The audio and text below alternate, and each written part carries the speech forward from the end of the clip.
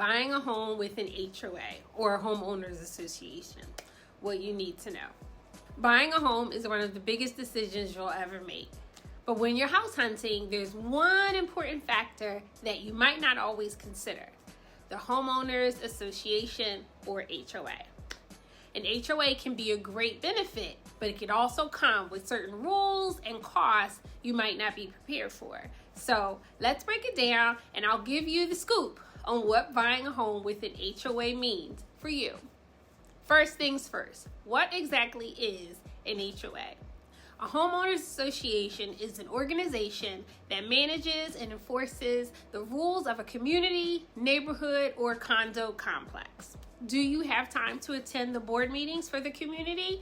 You want to make sure that the government for the community, which is the board, are following the rules and running the community how you want, because they will be spending your money. The board is responsible for things like community maintenance, landscaping, and even deciding on building maintenance and upgrades. It sounds good, right? But there's more to consider. Let's start with the rules. HOAs often have specific guidelines that homeowners must follow. These rules can range from what color you can paint your front door to whether you can park an RV or boat in your driveway. Their primary goal is to keep the community cute, which helps maintain the property values. Now, let's talk about the benefits. One of the main perks of living in an HOA community is the maintenance. HOAs often take care of things like landscaping, trash pickup, and even snow removal, which can save you time and energy. I was out to lunch with a friend last year who recently moved back to the area, and home ownership might be in her future, so that kind of came up.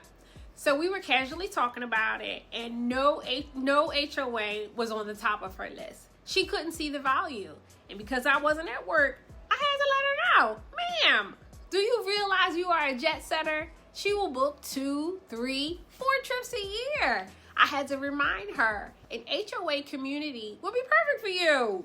No grounds maintenance, easy to bring in a pet center. I need you to reconsider. But I know her and her lifestyle, so I had to say that. But living in an HOA community can offer peace of mind for frequent travelers and a well-kept neighborhood. But it's not for everyone. Some communities even have amenities like pools, gyms, or walking trails. These features can really make a neighborhood feel like home and offer homeowners a sense of community and safety. Some community HOAs could offset other expenses. If you pay for a gym or a pool membership elsewhere, that's just some other points to consider. My last pro for an HOA is the units are individually owned and deeded to the owner. You will own your property. The common areas, the clubhouse, the community grounds, the pool, etc. are owned by the unit owners in the community. Now, some HOAs are stricter than others, so make sure you understand exactly what's allowed before you buy. You can absolutely ask to see a copy of the HOA's rules and regulations during your home search. Sometimes it is readily available with the seller's property disclosure that your agent would get you, and it may even be on the HOA's website. Now, because this channel is all about balance, we need to talk about the cons. HOAs are not for everyone. Number 1, fees. HOAs are not free and could disrupt your DTI because the monthly payment is considered a debt. And we all know I have a video or computing your DTI, so I will tag it here in the video, and that is something that your mortgage lender will definitely add into your mortgage payment. So that's definitely one important factor when you're considering a community with an HOA. So what exactly are they charging you for? HOAs charge fees to maintain the community. These fees can vary widely, from as low as $50 a month to several $100s a month.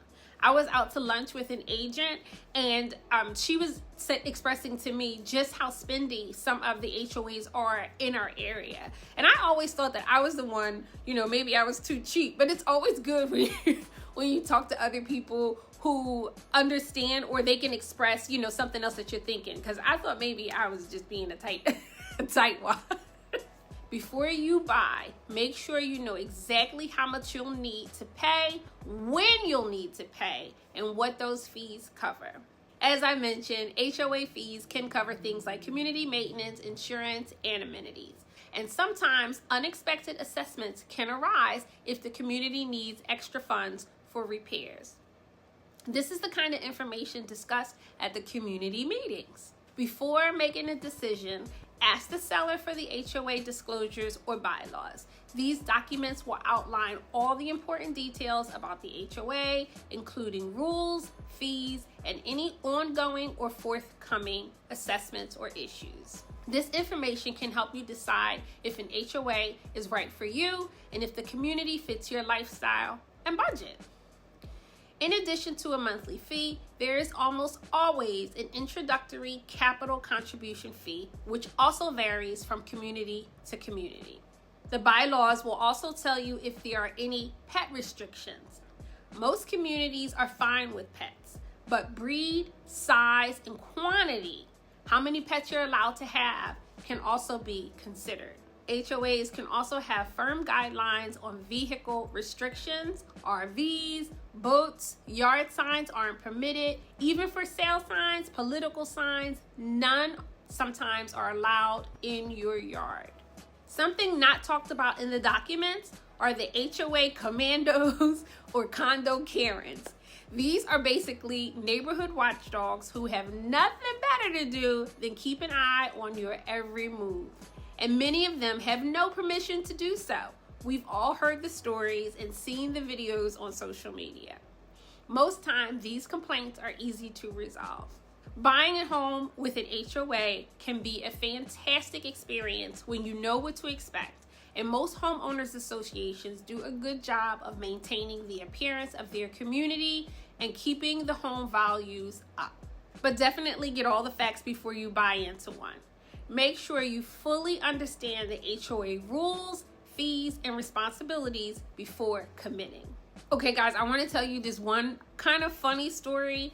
It's not funny, but I had an issue with my HOA during COVID. My son was in a school, and I don't know exactly what it's called, but it was basically a school to learn to fly drones. But because of COVID, they were no longer meeting in person, and I believe he had to get like a certain amount of time with flying, you know, his drone.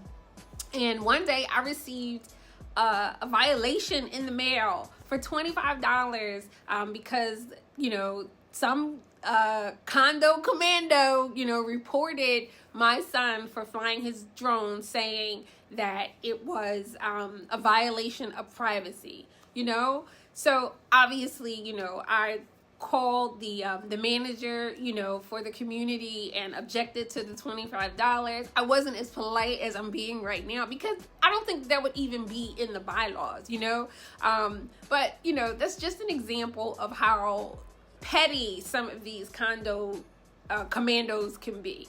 But it was all resolved, you know, everything is fine. But I wanted to give you like a true to life, my own personal experience with a condo HOA, you know.